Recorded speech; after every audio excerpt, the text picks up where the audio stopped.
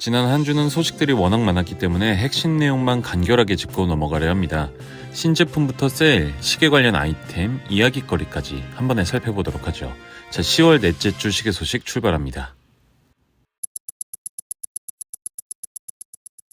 메이저 브랜드부터 살펴봅니다. 위블러는 11월에 시작할 카타르 월드컵을 기념해 스마트워치를 공개했습니다. 벌써 네 번째 월드컵 타임키퍼의 역할을 수행하는 위블러는 카타르와 카타르 월드컵의 공식 컬러인 버건디를 활용해서 시계를 제작했고 빅뱅을 기반으로 두고 있습니다. 세라믹과 티타늄으로 제작되어 정교함을 강조하고 있고 스마트워치니만큼 앱을 통한 다양한 개성 표현과 사용성을 역시 주요 포인트로 설정했습니다.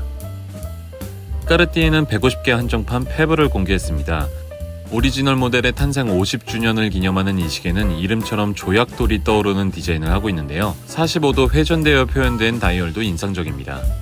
18K 골드의 36mm 사이즈, 30m 방수 성능의 수동 까르띠에 칼리버 430MC를 사용한 점이 주요 특징이고 국내외 매체에 많은 사진이 돌아다니고 있는데 아직 공식 홈페이지에서는 찾아볼 수가 없습니다.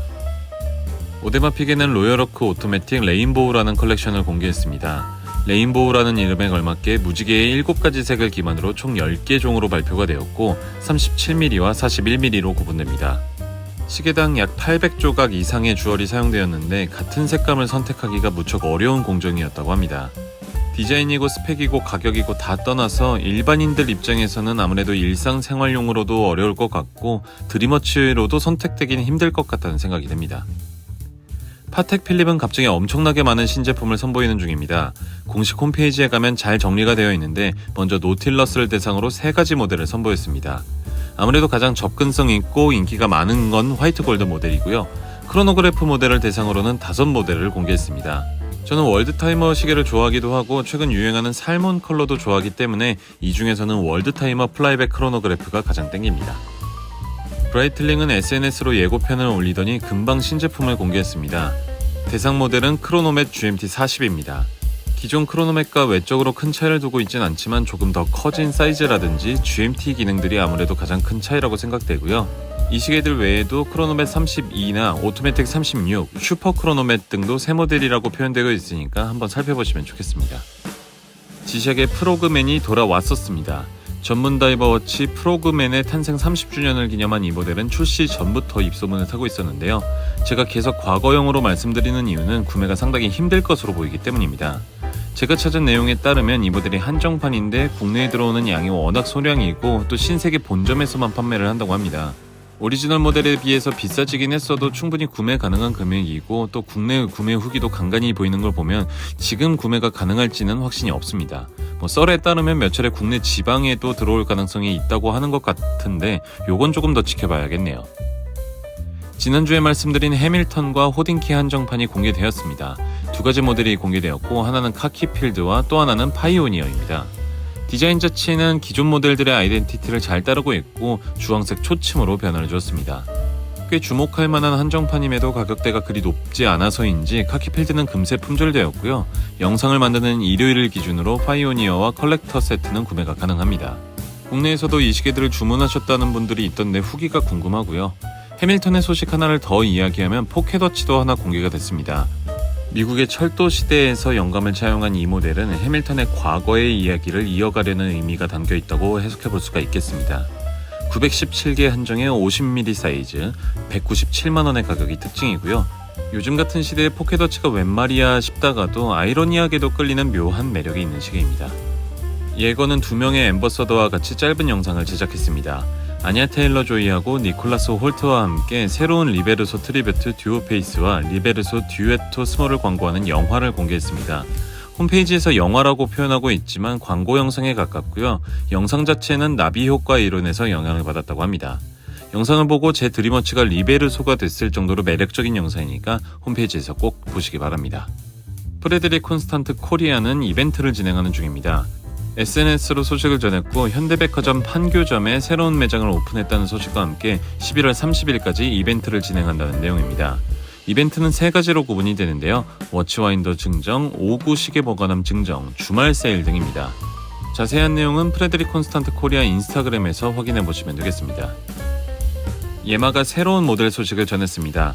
이번에 개발한 마이크로 러터 무브먼트가 사용된 모델의 펀딩이 진행될 거라 말씀드렸었는데 그 모델의 이미지를 공개한 겁니다. 모델명은 위스트마스터 트래블러로 보이고 마이크로 러터 무브먼트와 더불어 팔각형 케이스 그리고 39mm 사이즈 등이 주요 특징입니다. 다이얼 컬러는 무브먼트 컬러와 일치될 거라고 하고요. 1948개 한정판이라고 하는데 요거는 정보가 업데이트되면 또 말씀드리도록 하겠습니다. 마이크로 브랜드도 살펴봅니다. 에비에잇은 한정판 시계를 공개했습니다. 로열 브리티시 리전과 협업해서 포클랜드 분쟁을 기리는 한정판을 공개한 건데요. 각각 1,500개 한정판으로 제작된 이 시계는 영국의 육해 공군, 또 참전용사와 가족을 지원하게 되고 총 7개의 선택지가 있습니다. 40mm 사이즈의 쿼츠 무브먼트를 사용하고 있고 $190로 책정되었습니다. 에비에잇이 평소에 좀 오버 디자인을 만드는 편에 속하는데 이번에는 가격과 디자인 모두 적정선을 지키지 않았나 싶기도 합니다. 신제품은 아니지만 예쁜 시계를 하나 찾았습니다. 앞서 말씀드린 것처럼 제가 요즘 리베르소에 푹 빠져서 이것저것 검색을 해보다가 발견을 했는데 미셸 에블랑이라는 브랜드입니다. 가벼운 패션 시계를 만드는 브랜드인 것 같고요. 리베르소를 닮은 아르데코라는 모델이 있습니다. 32mm 사이즈의 쿼츠를 사용하고 국내에서는 갤러리아 클락을 통해서 수입되는 것 같습니다.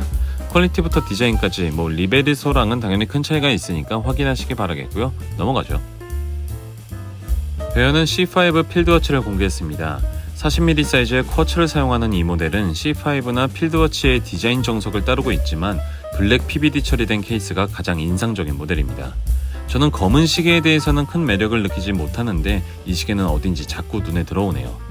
아무튼 $299로 책정된 이 시계는 하나의 스트랩을 추가로 제공하기도 합니다. 이외에도 메일을 통해서 레이싱워치의 얼리 액세스를 진행하고도 있습니다. 이 내용이 홈페이지에는 없고 메일을 등록하신 분들에게만 정보가 제공되고 있는데요. 여러 사진을 공개하기도 했는데 관련된 내용은 홈페이지에 이 시계가 등록된다면 다시 살펴보기로 하겠습니다. 세일 소식도 좀 빠르게 알아보겠습니다. 최근 가격 인상 소식이 연이어 들려오는 가운데 일부 마이크로 브랜드 위주로 할인을 하고 있기도 합니다. 마이크로 브랜드는 아니지만 마라톤의 경우 JDD 46mm 모델을 대상으로 20% 세일을 하고 있고요. 포이버스는 나월을 대상으로 코드 할인 20%를 진행하고 있습니다. 코드명은 화면으로 대신하죠. 스코버 안데르센은 레이싱워치의 선주문을 진행 중에 있고요. 11월 6일까지 20% 할인가에 구매하실 수 있습니다. 시가 디자인도 여러 모델을 대상으로 최대 30%까지 할인을 했었는데 지금은 종료가 됐습니다. 그래도 여기가 잊을만 하면 할인 메일을 계속 보내고 있으니까 관심 있으신 분들은 메일 등록하시길 바라겠고요. 할인 소식은 제가 정리해서 말씀드리면 물론 가장 좋겠지만 할인 기간이나 횟수가 너무 일정치가 않아서 종합하기가 어렵기 때문에 관심 있는 브랜드에 메일 등록하시는 방법이 가장 빠르고 정확합니다. 그래도 또 여러 브랜드가 비슷한 시기에 할인이 몰리면 요건 다시 정리해서 말씀드리도록 하겠습니다. 이야기거리들도 살펴봅니다. 주말 동안 뉴욕에서는 시계 박람회가 진행되었습니다. 윈드업 워치페어라고 불리는 이 박람회는 10월 21일부터 23일까지 무료로 진행이 되었고요. 여기에는 오리스나 지샥, 크리스토퍼 와드, 융한스, 조디액 등이 참여한 걸로 보입니다. 로리에의 인스타그램을 보니까 로리에도 참여를 한 것 같고요.